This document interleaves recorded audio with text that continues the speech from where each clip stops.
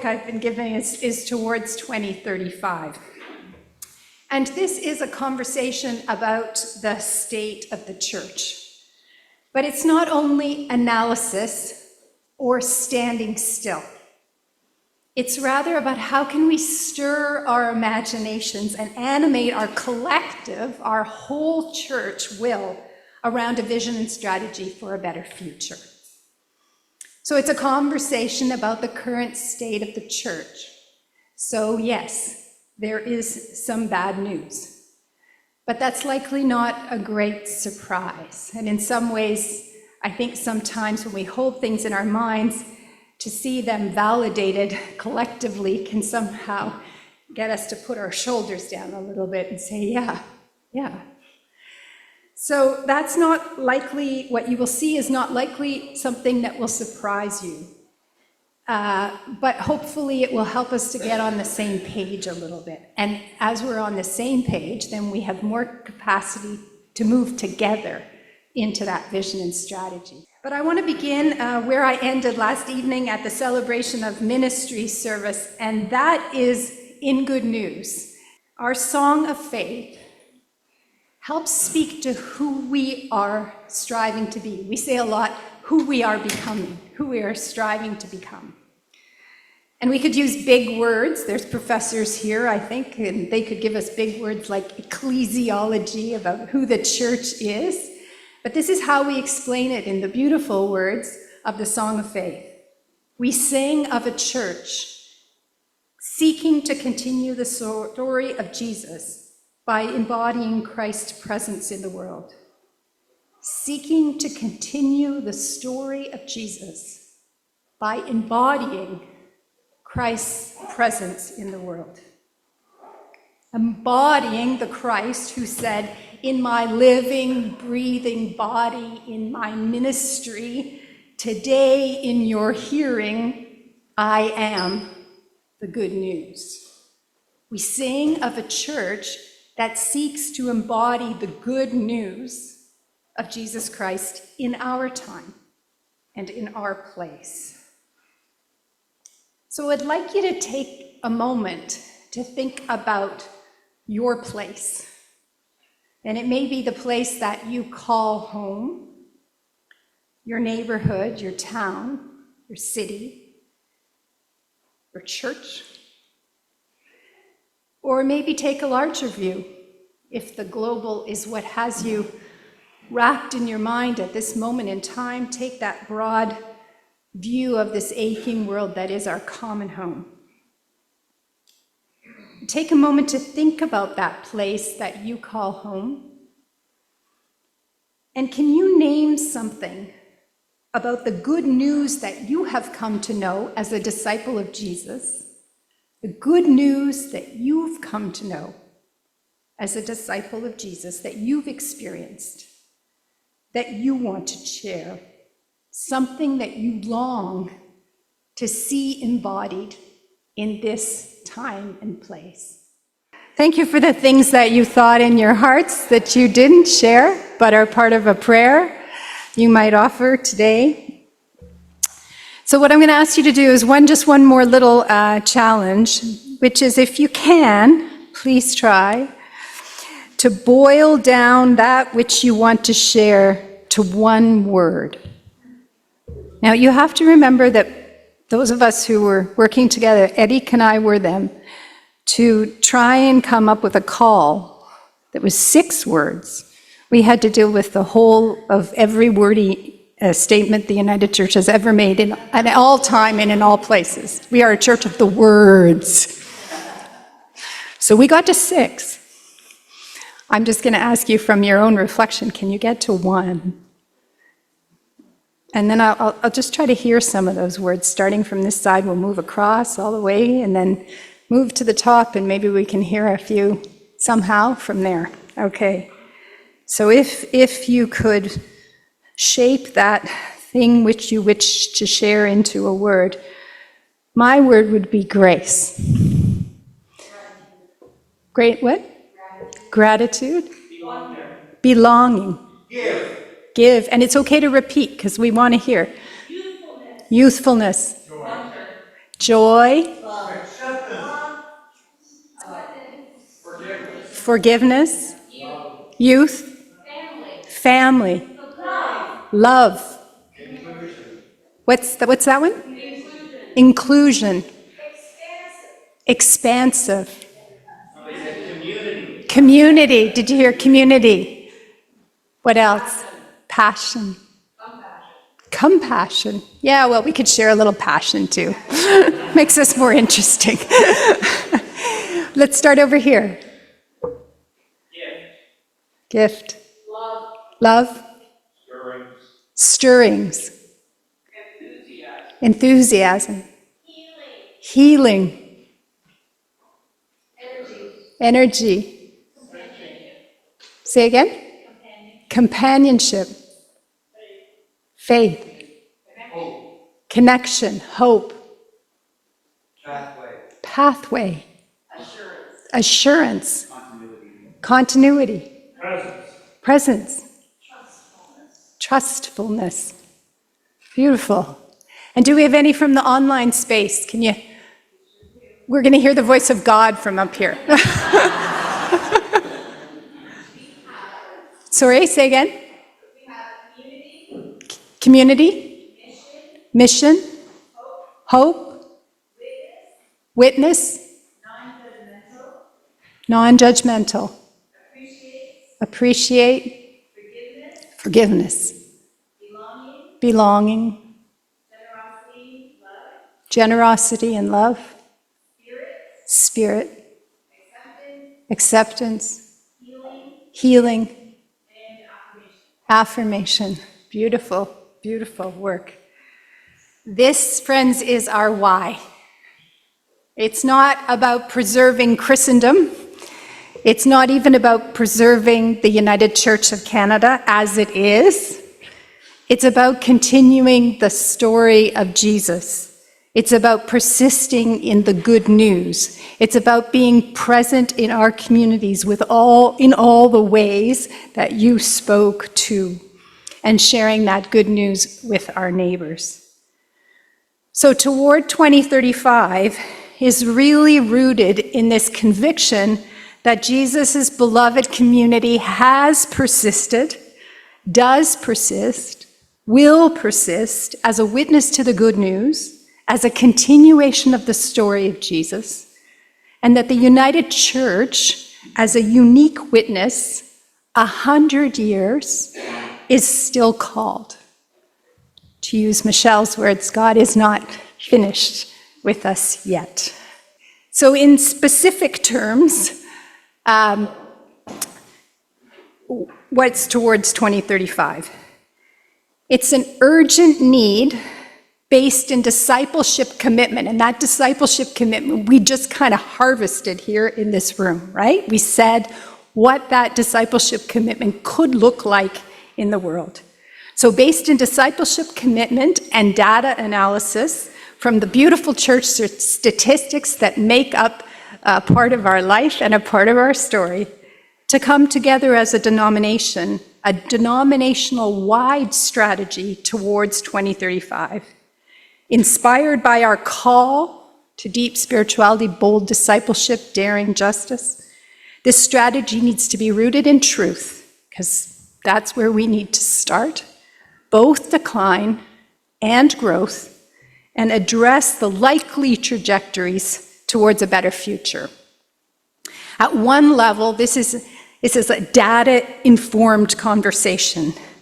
And at another level, it's a conversation that turns towards not just analyzing and then we stop and we're done, but turns towards strategy, a whole church strategy. I think you might find it interesting what we did this morning. I came up and spoke about the General Council Strategic Plan, and my friend Eddie came up and spoke about the Regional Strategic Plan. The good news is we both have plans. The very good news is there's some connection between those plans.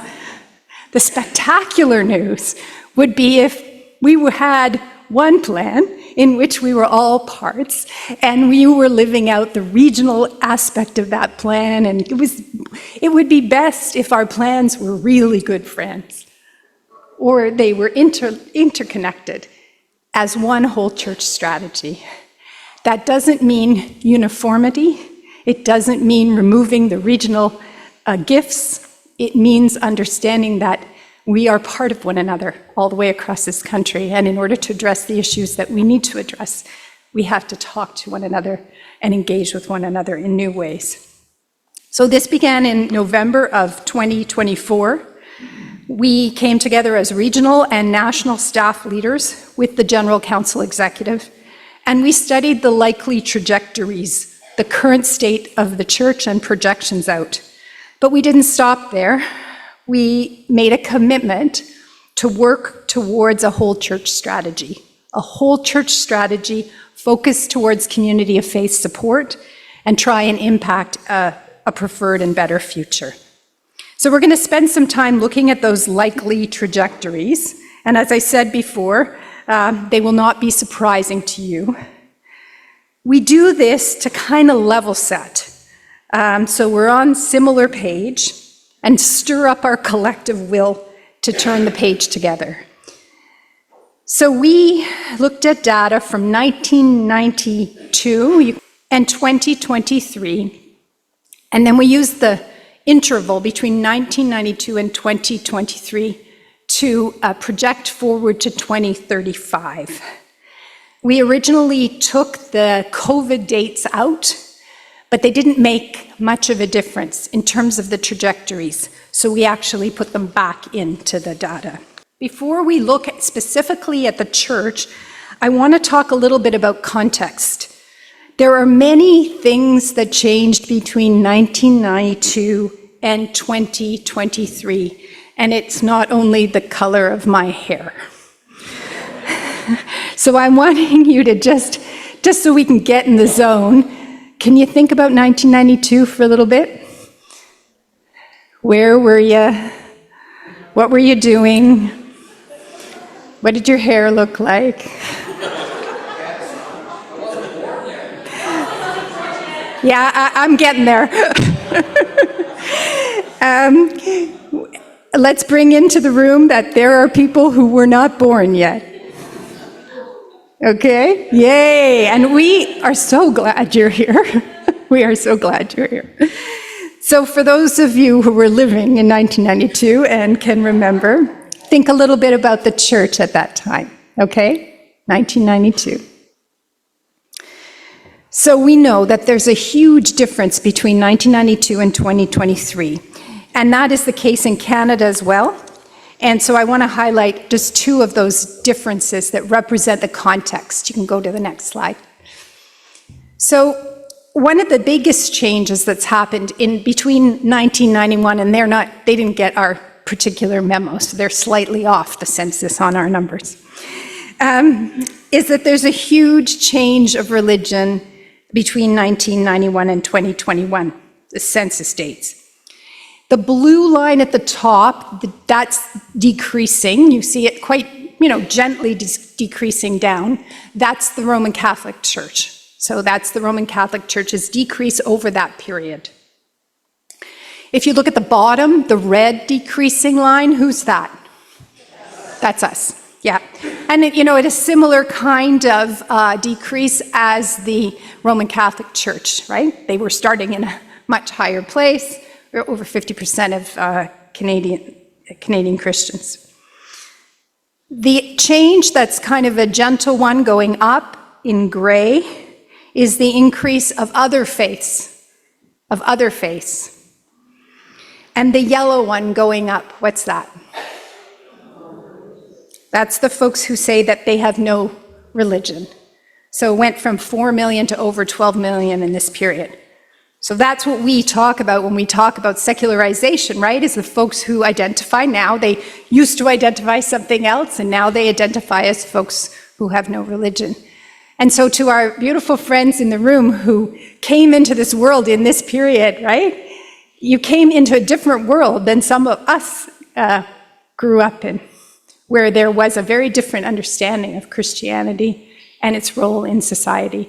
So, and one of the challenges of when we have really great intergenerational conversations is we have to help each other to understand how different our experiences were, how formative experiences have shaped our understanding. One other context piece I want to give you is around racial identity. So,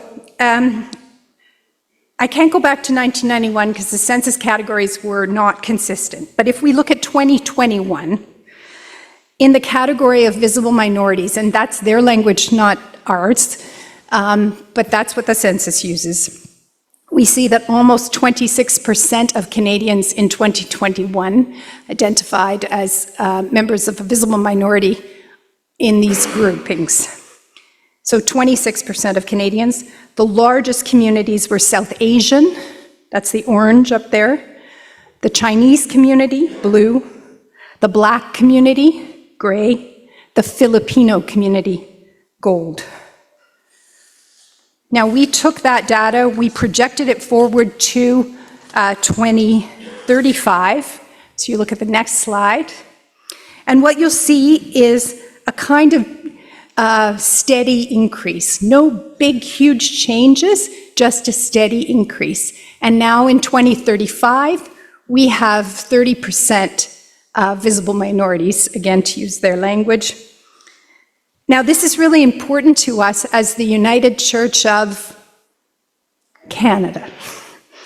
Because if Canada is a country that is made up of 30% visible minority, and of course, visible minority does not include Indigenous communities, right?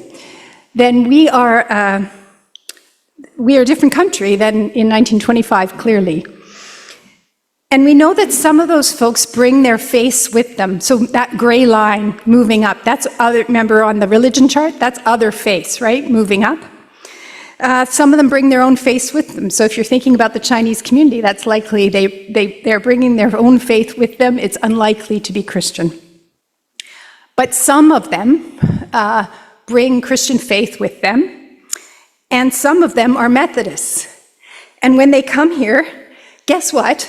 They can't find us for looking. They come here, they're looking for the Methodist Church in Canada. Where the heck is that Methodist Church? And it's hard for them to discover who we are because that's been submerged into our identity as a part of that great 1925 moment. So we know there are folks who can't find us for looking when they come here. And we know there are other Protestants who are interested. And folks who, we also know there are folks who have commitment to the Roman Catholic Church when they come here, but when they've been here for a while, find that it is not expansive enough for their views, their emerging beliefs. So what we know is that if we were to be a church that resembled Canada, we would need to be edging towards those numbers, right? 20, 25, 30%. That's the context. It's not the whole context, but just two elements that I think are really important as we start to move forward. Are you with me so far? Yeah. Okay. Let's move into the evidence. Deep breath.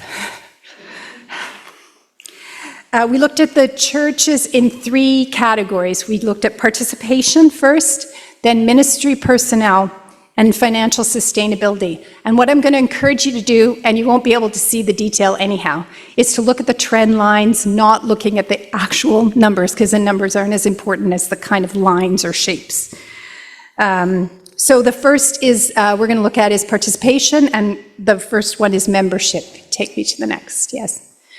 So if the way that this works is the gold is always 1992, the blue is always 2023, and the red 2035.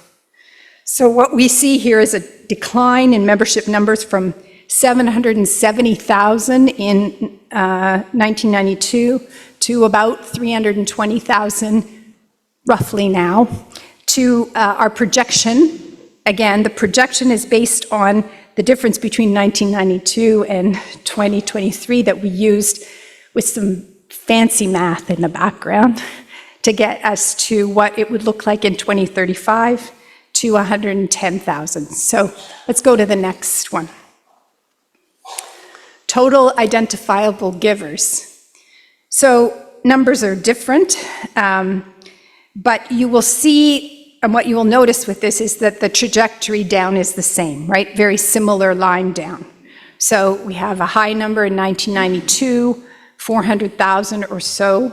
We go to 149,000 about now, 2023 numbers, and down to 46,000 or so in 2035. Let's keep going to the next one. Average Sunday worship attendance.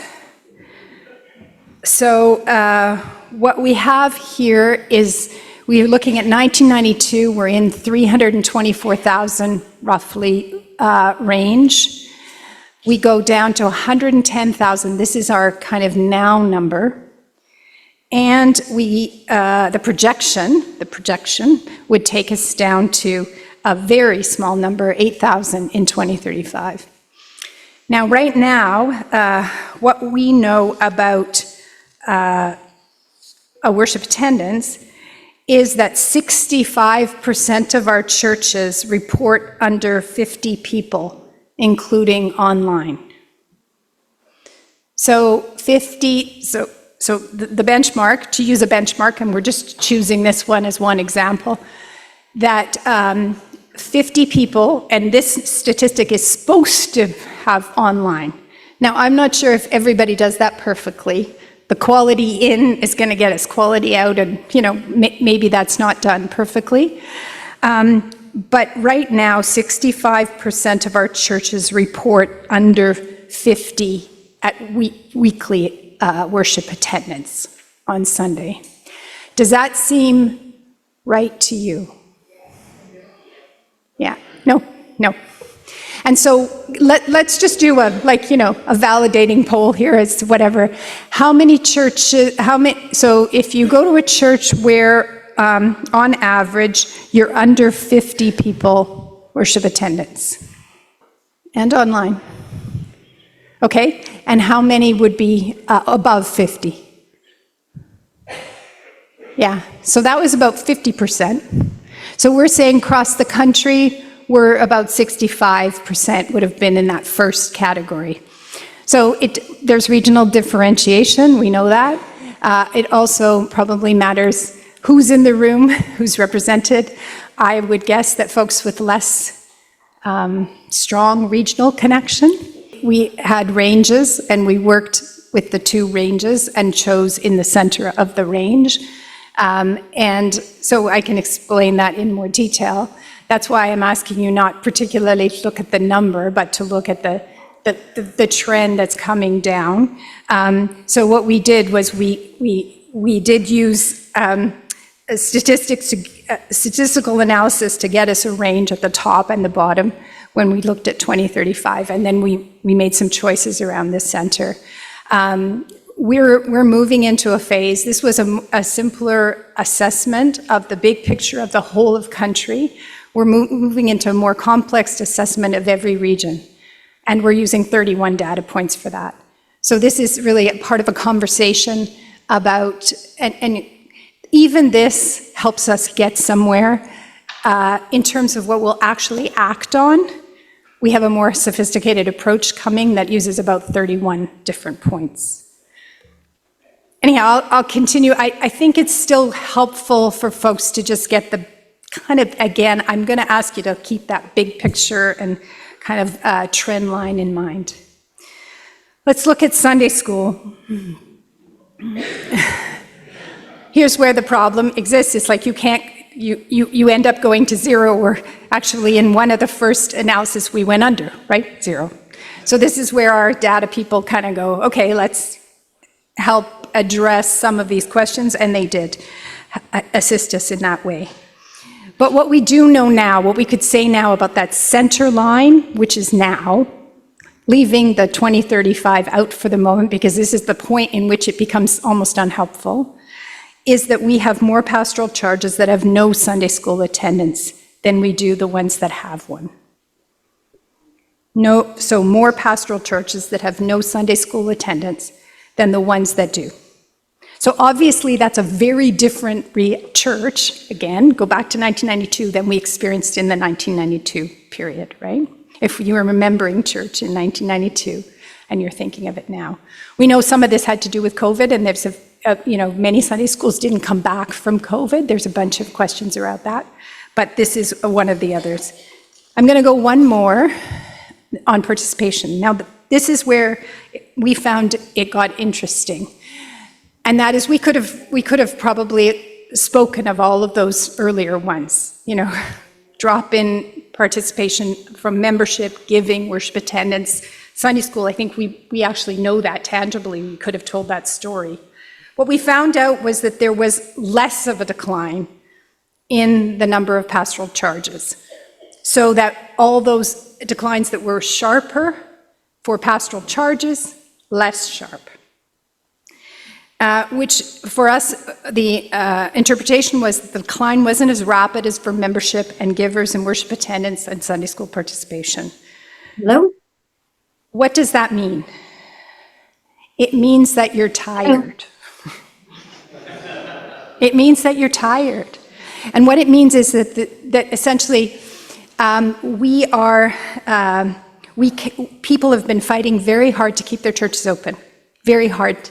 And so that shift down has not been as strong as the other shifts that you've seen.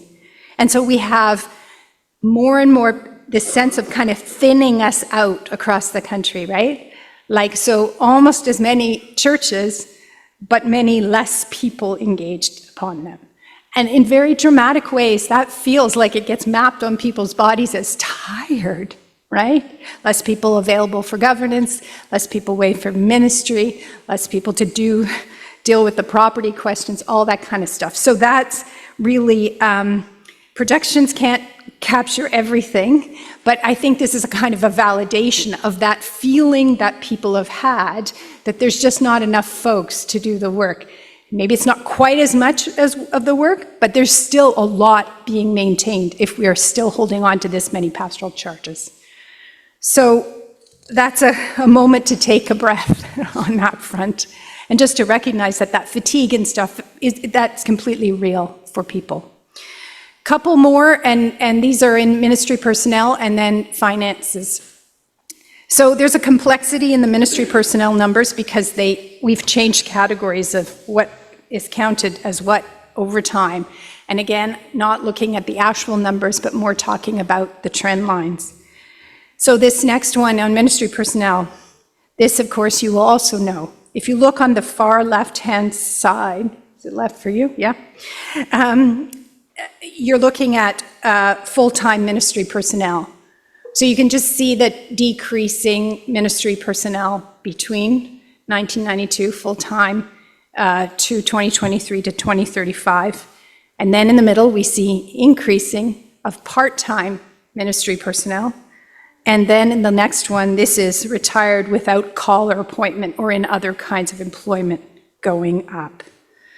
So in 1992, we had really many full-time ministers, and we can see that number going down. If we want to look at the next slide, we're looking at it in a slightly different way. So in this way, we're flipping it around and saying how many pastoral charges are served by ministry personnel. Again, on the left-hand side, we see full-time has a dramatic decrease, and the rise in the number of pastoral charges that are served by part-time ministry personnel. So in 1992, 77% of our pastoral charges were served by full-time ministry personnel, and we're at about 35% or so at this time served by full-time ministry personnel. And then, because it's a projection, you see the next step forward into 2035. Again, it's more about the trend. So 35% served by full-time ministry personnel at the moment. Let's look just at the last set of numbers, which are around financial sustainability. So at the bottom, you see the pastoral charges that are in deficit, and at the top, those who are not in deficit. So the solid is the ones in deficit. at the top is not. So in 1992, 11% of our pastoral charges were in deficit, and that grew to a projected 61% in our projected terms by 2035. Right now, as you can see by that blue in the middle, about half of our pastoral charges are in deficit. This was validated in a more anecdotal way in one of the treasurer's webinars when that question was posed, is your congregation, is your pastoral charge in deficit? And about half or so reported that that was the case. One more piece around denominational finances. Yeah, you can pull the numbers. So 11% were in deficit, 44%, we're close to half right now, 61% in the projection. This last one is on denominational finances. It's a little bit interesting. These are not, we didn't adjust the numbers for inflation, but we actually saw between 1992 and 2023, the amount of money raised by United Church givers went up. That's good news, right? In that first column on the left-hand side, the money raised by, and again, we didn't adjust the numbers for inflation, but the money raised went up. But the amount of money given to mission and service went down. And that's the second one there. Because our churches. And the other two are the GCO revenue, the General Council Office revenue, which goes down slightly, and the GCO budget, which basically looks like it stays quite similar. Now, that would be okay in inflation-adjusted numbers. The GCO budget, if it was going to be the same as 1992, would be double, right, that number. So what do we say by this? What we notice is that we have had giving increase, which is great, but more funds are being kept locally. And that makes some sense because as congregations are increasingly in stress, right, there's a tendency to hold the resources locally. And then you're dealing with trying to address those deficits that you saw on the other. The next piece is, and the last piece with respect to the statistics, is another part of the story. There is a decline, but there is also growth, and this is super interesting. We saw a decline in participation, we saw a decrease in full-time ministry, we saw an increase in deficits. So no doubt, we've talked about this story of decline, but there's also a story of growth. And I don't talk about this because it's some kind of litmus test of faithfulness. It isn't that. But it would be an incomplete picture not to talk about the fact that there are churches that are growing, and they're an important part of the story.